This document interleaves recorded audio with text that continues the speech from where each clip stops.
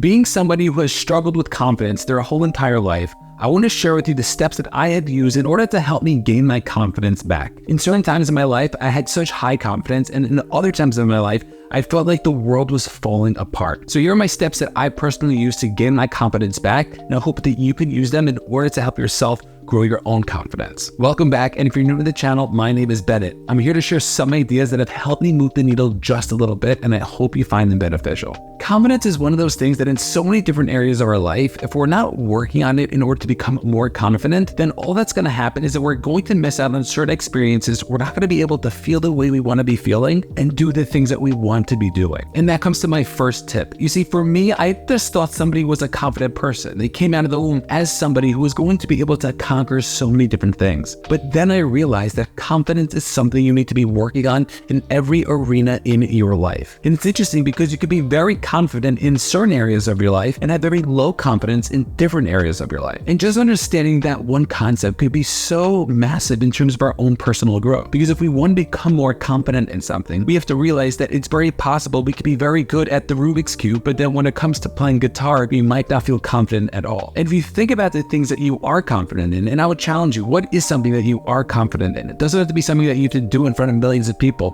but what is that one thing that you could start to do to just build and understand how your own personal confidence is built? And I will guarantee you it's probably in an area that you spend so much time. Maybe for you it's been something easy and natural, but because you've been doing it so much time and been putting in the repetitions, you become more confident. So we have to start to understand that it's very possible to be able to build our confidence in certain areas of our life. And if you're asking yourself, but Bennett, I want to become a more confident person overall. So that I would say is more self-esteem. And we're going to make a totally different video in terms of how we can build our own self-esteem. But understanding that if we want to be able to build our own confidence in certain areas, we're going to have to put in the reps. And whether you like it or not, we have to be able to do those things in order to gain our confidence in certain areas of our life. So what's an area that you want to become more confident in? Maybe it's your public speaking, maybe it's being on camera. Whatever it is, you have to decide what's an area that I want to be working on and what are the steps that I can start to take in order to become more confident in that area. The second thing we need to understand is we need to take the emotion out of it. You see, for so long, I was somebody who would just be so stuck in not being good at something. I would feel so bad about myself because I wasn't able to do X, Y, and Z. And I realized that if I stay emotional, I'm going to just stay down. It's not going to help me move forward. Nothing is going to change. And what I realized is that I have to start to take the emotion out of it. And on the one hand, you might think, that's something that doesn't really sound so nice. It doesn't sound so pretty. But on the other hand, it's so freeing because regardless of how we're feeling, whether we're into it or not into it, we're going to be putting in the time and the effort in order to become more confident. You see, emotions is so interesting because on the one hand, I believe we're trained at a young age how to react to certain things. We see the people around us, we're influenced by the TV shows that we watch. We're just a person in the line at the grocery store. And what we have to realize is that when it comes to emotion, we have more of an ability to be able to control it. We just have to train ourselves the right way. But understanding that if we could just push the emotion away just for a little bit, we're going to be able to continue to take that action. Because at the end of the day, action breeds action. And what we need to start to do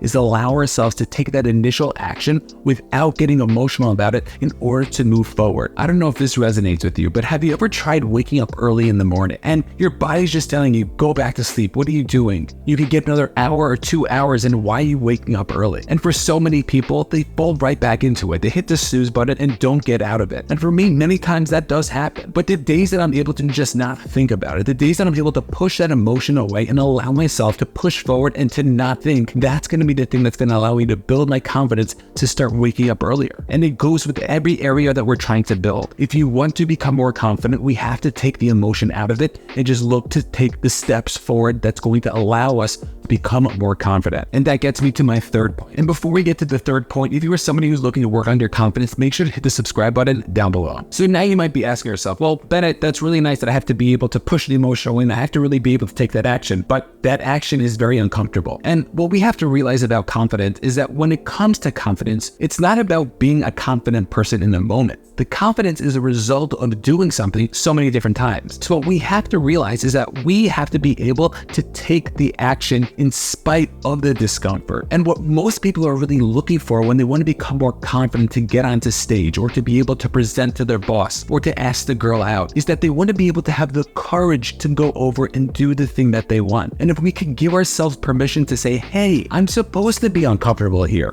I'm allowed to be uncomfortable here. And all that I have to do is just take the action anyway. That could change everything. So ask yourself, what is the thing that you need to be doing to allow yourself to move forward, to take that action? How can you be more courageous in the moment and in spite of the fear, look to move forward? Many times an easy way to do that is to just reframe what the win is. You see, there was one time I had this business idea and I was trying to find different people who would be able to help me out, not to necessarily invest in it, but at least introduce me to different people. And there was this one person in my community who I really wanted to go over, an extremely wealthy guy. And it wasn't even for him to invest in my property. It wasn't even for him to invest in my project. It was more just to get his idea and his intake because he probably knows a lot more people than I do. And for months, I was so scared to go over to him. I saw him a bunch. And for some reason, I just cringed up and wasn't allowing myself to move forward until I realized I need to reframe what the win is. You see, at that point, I was still technically given the answer no, because I never went over to ask him. I've reframed the win by telling myself that if I go over to ask him, that is the win.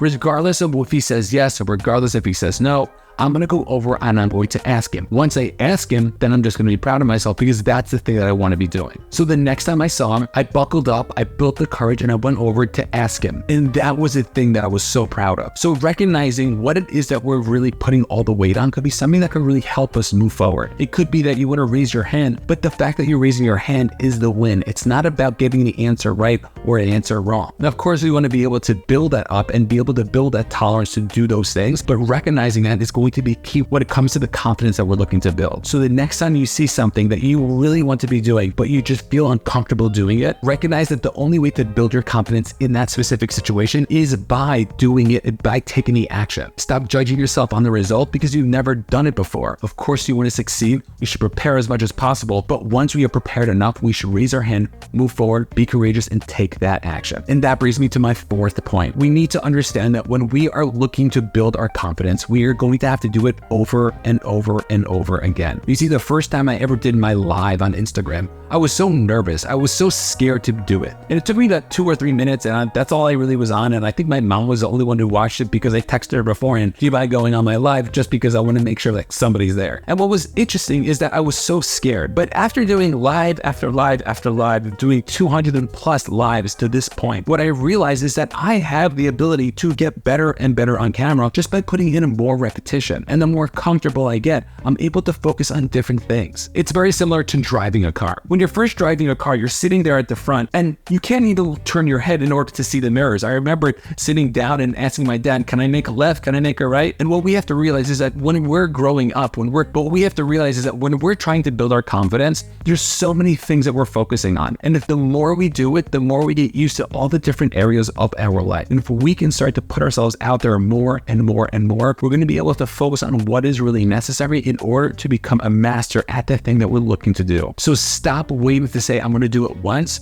Although you're going to be able to be courageous and look to take that action, understand that the repetition is the thing that's going to build your confidence. And in the beginning, it's courage, courage, courage. Then after a while, you're going to get used to it. You're going to start being able to think about different things. Then you're going to be able to continue to build that confidence. But this is my caveat with that, because on the one hand, although you're going to be able to do the reps, understand that there's always going to be people above you. There are going to be people that you're going to be looking up at. And we have to realize that those people have put in more time, and that's totally fine. So instead of comparing ourselves to them, we should be inspired by them. And that's where imposter syndrome really kicks in, and understanding that by you continuously putting yourself out there, all you're doing is expanding yourself and allowing yourself to grow, which is really a beautiful thing. So although you're putting in the reps and you're going to be proud of yourself, and you're going to look at all the people who you can now look to inspire and teach about the confidence that you've built, understand that there's going to be people ahead of you as well. And we should also be inspired by them to look to continuously improve in order to become better. And the last and final tip I'm going to share with you is to really recognize that when you do something, when you are a little bit courageous, when you start to become more confident at something, give yourself a pat on the back. I see so many people who have this assumption that they should be good at certain things. And when they look to actually succeed, they're not really so proud of themselves because they realize that I should have done X, Y, and Z. And to be honest, when I wrote my first book, that was sort of the feeling that I got. It was a massive accomplishment. And until my wife really shook me up and said, hello, you wrote a book, I didn't realize how big of a deal it really was. I just thought I was disciplined enough. I was able to take the action. I was able to do X, Y, and Z. And then I got the result. But realizing that you're allowed to celebrate your wins is only going to, number one, help you build that confidence, give you permission for the next time to get uncomfortable, to see that success you want, build that self-esteem of yours to allow you to be that person and feel about yourself